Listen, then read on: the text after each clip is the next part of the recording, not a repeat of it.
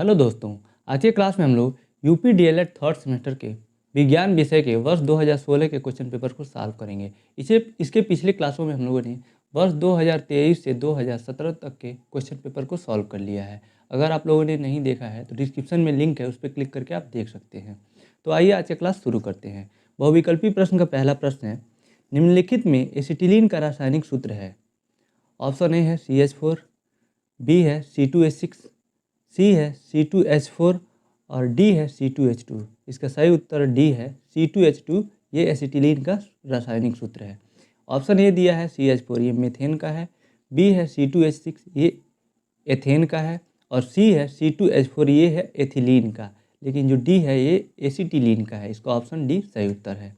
अगला प्रश्न है प्रश्न के दूसरा, जब वस्तु अवतल दर्पण की मुख्य फोकस एवं वक्रता केंद्र के मध्य रखी है तो प्रतिबिंब बनेगा। ऑप्शन ए है उल्टा वास्तविक तथा वस्तु से बड़ा, यही सही उत्तर होगा। जब वस्तु दर्पण की मुख्य फोकस यानी एफ और सी के बीच में रखी हो तो उसका प्रतिबिंब उल्टा वास्तविक और वस्तु से बड़ा बनेगा। अगला प्रश्न है तीसरा, हरित लवक रहित पौधे का समूह है। इसका ऑप्शन बी सही है, कवक। कवक जो होता है वो हरित लवक रहित होता है। प्रश्न संख्या चौथा है, किसी वस्तु द्वारा प्रति सेकंड किए गए कंपनों की संख्या को कहते हैं। ऑप्शन ए है आवर्तकाल, बी है आयाम, सी है आवृत्ति और डी है इनमें से कोई नहीं। इसका सही उत्तर सी है आवृत्ति, यानी प्रति सेकंड किए गए कंपनों की संख्या को आवृत्ति कहते हैं। n बराबर होता है 1/t।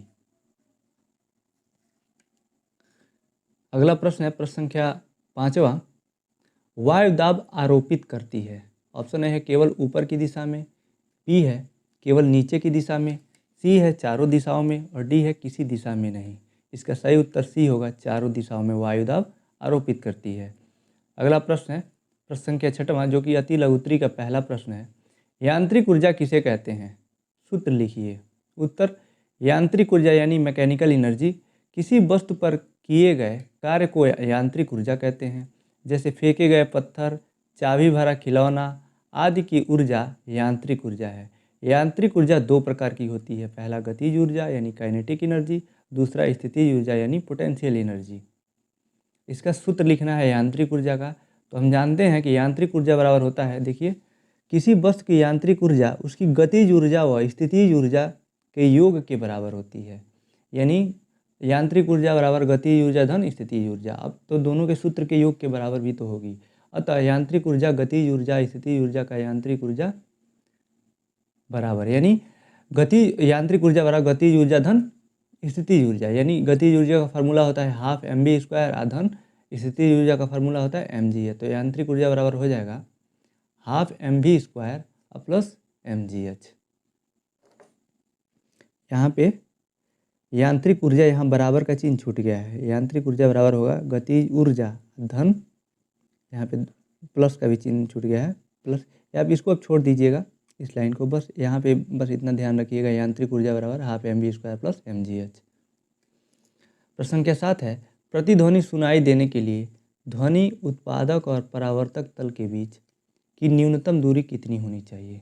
उत्तर, प्रतिध्वनि सुनाई देने के लिए ध्वनि उत्पादक और परावर्तक तल के बीच की न्यूनतम दूरी 17 मीटर, यानी एग्जैक्ट जो मीटर होता है, जो दूरी होता है 16.6 मीटर होता है, लेकिन लगभग उसको 17 मीटर ले सकते हैं, होनी चाहिए। पिछले क्लासों में ये हम लोगों ने पढ़ा था।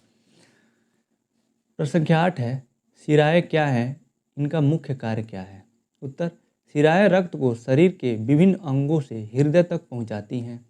शिराओं में अशुद्ध रक्त प्रभावित होता है। शिराओं में जो रक्त प्रभावित होता है उसमें कार्बन डाइऑक्साइड की मात्रा अधिक एवं ऑक्सीजन की मात्रा कम होती है, तभी तो वो कार्बन डाइऑक्साइड की मात्रा की अधिकता की वजह से ही वो अशुद्ध रक्त होता है। नीचे दिया है, पल्मोनरी शिराएँ फेफड़ों से रक्त को बाएं आलिंद तक पहुंचाती हैं। पल्मोनरी शिराओं में शुद्ध रक्त प्रभावित होता है। पल्मोनरी शिराओं को कहते हैं फुफ्फुस शिराएँ। केवल जो फुफ्फुस शिराएँ, जो सिंगल ऐसी शिराएँ हैं जिनमें शुद्ध रक्त बहता है, बाकी सभी शिराओं में अशुद्ध रक्त बहता है। वैसे ही धमनियाँ जो होती हैं, सभी धमनियों में शुद्ध रक्त बहता है, लेकिन जो फुफ्फुस धमनियाँ होती हैं उनमें अशुद्ध रक्त प्रभावित होता है। अगला प्रश्न है प्रश्न संख्या 9, प्रतिवर्ती क्रिया का कोई 2 उदाहरण लिखिए। उत्तर, प्रतिवर्ती क्रिया। कुछ अनुक्रियाएं तुरंत होती हैं और मस्तिष्क के आदेश के बिना ही हो जाती हैं। इस प्रकार की अनुक्रियाएं प्रतिवर्ती क्रियाएं या स्वतः प्रेरित क्रियाएं कहलाती हैं। जैसे उदाहरण के रूप में छींकना, खांसना, पलक का झपकना एवं उबासी लेना आदि, ये प्रतिवर्ती क्रियाएं हैं, ये अपने आप होती रहती हैं। प्रश्न संख्या 10 है, नवीकरणीय ऊर्जा किसे कहते हैं, लिखिए। उत्तर, नवीकरणीय ऊर्जा यानी रीन्यूएबल एनर्जी। रीन्यूएबल एनर्जी होता है ऐसे ऊर्जा स्रोत जो प्रकृति में निरंतर उत्पन्न होते रहते हैं तथा कभी समाप्त नहीं होते, उन्हें नवीकरणीय ऊर्जा कहते हैं। जैसे सौर ऊर्जा, वायु ऊर्जा, ज्वारीय ऊर्जा तथा जल ऊर्जा, ये सभी नवीकरणीय ऊर्जा हैं, ये कभी समाप्त होने वाली नहीं है। और जो समाप्त होने वाली ऊर्जा होती हैं जैसे कोयला, पेट्रोल, डीजल, ये सब अनवीकरणीय ऊर्जा है। प्रश्न संख्या 11 है, रासायनिक परिवर्तन किसे कहते हैं, लिखिए। उत्तर, रासायनिक परिवर्तन हेडिंग रहेगा। हेडिंग में लिखा है, वह परिवर्तन जिसमें एक अथवा एक से अधिक नए पदार्थ बनते हैं रासायनिक परिवर्तन कहलाता है। इसमें पूर्व पदार्थों को प्राप्त नहीं किया जा सकता है।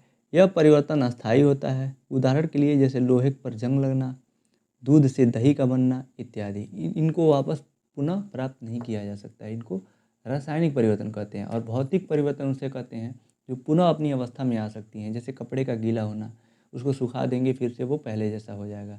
रबड़ को खींचना, इसलिए इलास्टिसिटी जो होता है, एक खींचेंगे फिर से छोड़ेंगे वो अपनी स्थिति में आ जाएगा। ये सभी भौतिक परिवर्तन होते हैं। इसी के साथ आप उसको भी ध्यान में रखेंगे। अब इस बार रासायनिक पूछा है तो अगली बार भौतिक परिवर्तन पूछ सकता है। लघु उत्तरी, आगे लघु उत्तरी स्टार्ट हो रहा है। लघु उत्तरी प्रश्न का पहला प्रश्न है, पर्यावरण संरक्षण से क्या अभिप्राय है, अपने स्तर से आप पर्यावरण को कैसे संरक्षित करेंगे। उत्तर है, पर्यावरण संरक्षण यानी इन्वायरमेंट प्रोटेक्शन। पर्यावरण संरक्षण का तात्पर्य है कि हम अपने चारों ओर के वातावरण को संरक्षित रखें, क्योंकि पर्यावरण और प्राणी एक दूसरे पर आश्रित हैं। इसमें वायु, जल, भूमि, वनस्पतियों, जीवों और अन्य प्राकृतिक संसाधनों का संरक्षण शामिल है। पर्यावरण को संरक्षित करने के उपाय, पहला है पानी बचाए। पानी बचा के कर सकते हैं, पौधे लगा कर सकते हैं।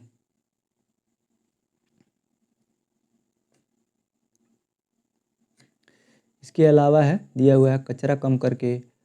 तो पहला देखते हैं पानी बचाएं, यानी पानी बचाने के लिए कम पानी का उपयोग करें, नल बंद रखें और वर्षा जल का संग्रह करें। दूसरा है पौधे लगाएं। पौधे लगाने से वायु को शुद्ध करने और पर्यावरण को बेहतर बनाने में मदद मिलती है। तीसरा है कचरा कम करें। कचरा कम करने के लिए कम सामान खरीदें, रिसाइकिल करें और खाद बनाएं, जिससे पर्यावरण संरक्षण हो सकता है। चौथा पॉइंट है इसमें, प्लास्टिक का उपयोग कम करें। प्लास्टिक का उपयोग कम करने के लिए प्लास्टिक की थैलियों और पानी की बोतलों का उपयोग न करें। पांचवा है बिजली बचाएं। बिजली बचाने के लिए कम बिजली का उपयोग करें और जब आप कमरे में न हों तो लाइट बंद कर दें। अतः पर्यावरण संरक्षण हम सभी की जिम्मेदारी है। हम सभी को मिलकर अपने स्तर से पर्यावरण को संरक्षित करने के लिए प्रयास करना चाहिए। अगला प्रश्न है प्रश्न संख्या 13, स्टरलाइजेशन विधि से खाद्य पदार्थों को सूक्ष्म जीवों से कैसे सुरक्षित रखा जा सकता है। इसमें देखते हैं स्टरलाइजेशन क्या होता है। उत्तर, स्टरलाइजेशन विधि खाद्य पदार्थों को सूक्ष्म जीवों से सुरक्षित रखने का एक प्रभावी तरीका है। विभिन्न प्रकार की स्टरलाइजेशन विधियों का उपयोग विभिन्न प्रकार के खाद्य पदार्थों के लिए किया जा सकता है। इससे खाद्य पदार्थ एक निश्चित समय तक खराब नहीं होते हैं। फ्रिज एक ऐसा उपकरण है जिसके द्वारा सामान्य ताप से कम ताप यानी 5 डिग्री सेल्सियस से 10 डिग्री सेल्सियस उत्पन्न कर सूक्ष्म जीवों की उपापचयी क्रियाएं तथा वृद्धि को नियंत्रित किया जाता है। इसलिए फ्रिज का उपयोग फल, सब्जियों तथा खाद्य पदार्थों आदि को संरक्षित करने के लिए एवं पेय पदार्थों को ठंडा करने के लिए किया जाता है। देखिए, इसमें मुख्यतः ये होता है कि जो भी खाद्य पदार्थ होता है उसको कम टेम्परेचर पे रखा जाता है, जैसे कि फ्रिज में, जिससे कि जो उसमें के जो सूक्ष्म जीव होते हैं निष्क्रिय रहते हैं, कम टेम्परेचर पे वो निष्क्रिय रहते हैं। जैसे टेम्परेचर बढ़ता है वो सक्रिय हो जाते हैं, जिससे वो खाद्य पदार्थ, सब्जी हुआ, खाना, फल, ये सब खराब होने लगते हैं, सड़ने लगते हैं। लेकिन जब टेम्परेचर कम रहता है तो सूक्ष्म जीव निष्क्रिय रहते हैं, जिससे लंबे समय तक खाद्य पदार्थ सुरक्षित रहता है। अगला प्रश्न है प्रश्न संख्या 14, अभिसारी एवं अपसारी लेंस में क्या अंतर है? संचित्र संक्षेप में समझाइए। उत्तर, अभिसारी एवं अपसारी लेंस में अंतर। पहला अंतर है, अभिसारी लेंस को उत्तल लेंस कहते हैं, अपसारी लेंस को अवतल लेंस कहते हैं। दूसरा है, यह बीच में से मोटा तथा किनारों में पतला होता है, अभिसारी लेंस। और अपसारी लेंस जो होता है यह बीच में से पतला, किनारों से मोटा होता है। तीसरा जो अंतर है अभिसारी लेंस में इसमें अक्षर बड़े दिखते हैं और अभिसारी लेंस में इसमें अक्षर छोटे दिखते हैं। चौथा अंतर है, यह प्रकाश किरणों को केंद्रित करता है, इसलिए इसे अभिसारी लेंस कहते हैं। और यह प्रकाश किरणों को फैलाता है, इसलिए इसे अपसारी लेंस कहते हैं। अपसारी का मतलब होता है फैलना। पांचवा जो अंतर है अभिसारी में, इसमें वस्तु का प्रतिबिंब वास्तविक तथा उल्टा बनता है, जबकि अपसारी में इसमें वस्तु का प्रतिबिंब आभासी और सीधा बनता है। छठवां जो अंतर है, इसकी फोकस दूरी धनात्मक होती है अपसारी की इसकी फोकस दूरी ऋणात्मक होती है। देखिए यहाँ पे जो अभिसारी लेंस बनाया हुआ है उत्तल लेंस को बनाया हुआ है। उत्तल लेंस पे प्रकाश की जब किरणें पड़ती हैं तो ये एक जगह इकट्ठा कर देता है, इसी को अभिसारी कहते हैं। देखिए सबको एक जगह इकट्ठा कर दे रहा है, इसको अभिसारी कहते हैं। और अपसारी लेंस है, ये अवतल लेंस होता है, जब इस पर प्रकाश की किरणें पड़ती हैं तो ये चारों तरफ फैला देता है, इसको अपसारी कहते हैं।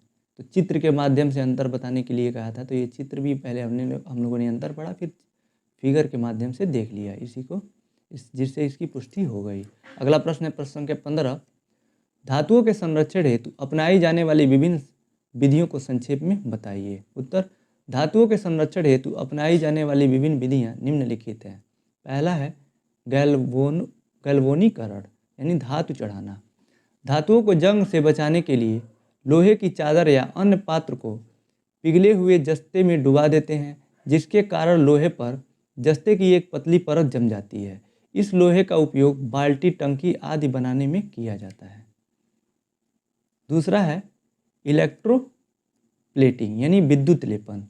कुछ धातु जैसे क्रोमियम, निकिल तथा टीन वायुमंडल में उपस्थित ऑक्सीजन एवं नमी से प्रभावित नहीं होते हैं। लोहे का क्षरण रोकने के लिए उसके चारों ओर क्रोमियम या टीन की विद्युत लेपन की जाती है। तीसरा है ग्रीस या तेल लगाकर। नए औजारों जैसे कैंची, चाकू, मशीन आदि पर ग्रीस या तेल लगाकर उन्हें क्षरण से बचाया जा सकता है। चौथा है पेंट का लेप चढ़ाकर। धातुओं की वस्तु की सतह पर पेंट लगाकर उसे क्षरण से बचाया जा सकता है। प्रश्न संख्या 16 है, अनुकूलन किसे कहते हैं? मरुस्थलीय अनुकूलन को संक्षेप सहित समझाइए। उत्तर है अनुकूलन, हेडिंग लिखेंगे अनुकूलन। आकृति, आकार, रंग, रूप, संरचना तथा आवास संबंधी लक्षणों में ऐसा परिवर्तन जो सजीव को विशेष पर्यावरण में सफलतापूर्वक जीवित रहने में सहायक होता है, अनुकूलन कहलाता है। मरुस्थल में रहने वाले जंतुओं को विशेष परिस्थिति का सामना करना पड़ता है, जैसे पानी की कमी, तेज धूप तथा गर्म बालू पर चलना। इसको अनुकूलन कहते हैं कि जो जैसे मरुस्थल में जो भी जीव रहते हैं उनमें विशेष प्रकार के गुण पाए जाते हैं और वो उस इन्वायरमेंट में ढल गए रहते हैं अपने शरीर के हिसाब से और वहाँ के वातावरण के हिसाब से, इसी को अनुकूलन कहते हैं। अगला प्रश्न है प्रश्न संख्या 17,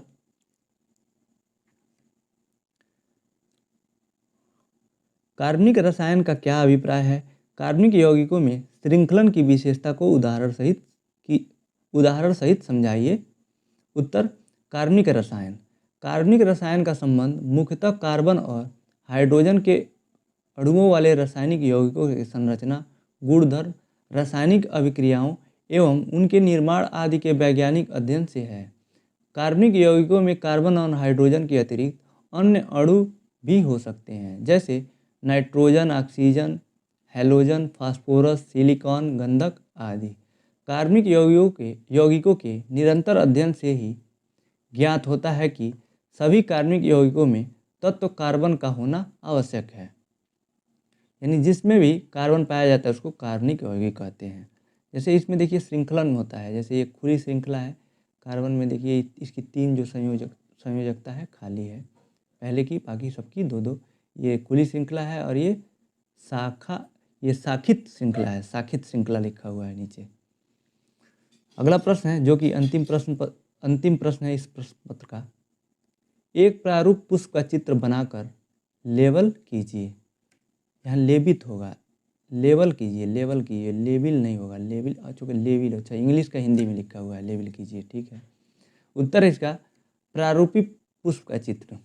जो बुक में दिया हुआ है चित्र, जो पुस्तक का, वो अलग अलग दिया हुआ है और वो काफ़ी कन्फ्यूजन है उसमें क्रिएट होता है। लेकिन जो मैंने यहाँ फिगर दिया हुआ है आपके सामने रखा है, देखिए इसमें बहुत ही आसान फिगर है, बनाने में भी और सारी चीज़ें स्पष्ट हैं।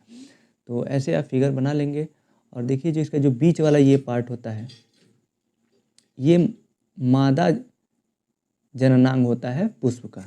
इसमें अब किस पार्ट को क्या कहते हैं, जो ऊपर वाला पार्ट होता है इसको वर्तिकाग्र कहते हैं। जो ये बीच वाला जो ये तनक टाइप में है पतला सा, इसको कहते हैं वर्तिका। उसके जो नीचे है चौड़ा वाला भाग, उसको कहते हैं अंडाशय, देखिए इसको। और जो उसके अंदर जो है इसको जायांग कहते हैं। ये चारों भाग जो हो जाएंगे ये मादा जननांग है। और पुरुष जो इसमें जो भाग होता है पुष्प का, ये पतला वाला होता है। इसमें ऊपर वाले को परागकोश कहते हैं, इसी में परागकण होता है। और इसके जो डंठल होता है इसको पुंकेसर कहते हैं। और नीचे जो होता है पुष्प के, इसको वायुदल कहते हैं। और जो जिस पे ये पुष्प स्थित होता है इसको पुष्पासन कहते हैं।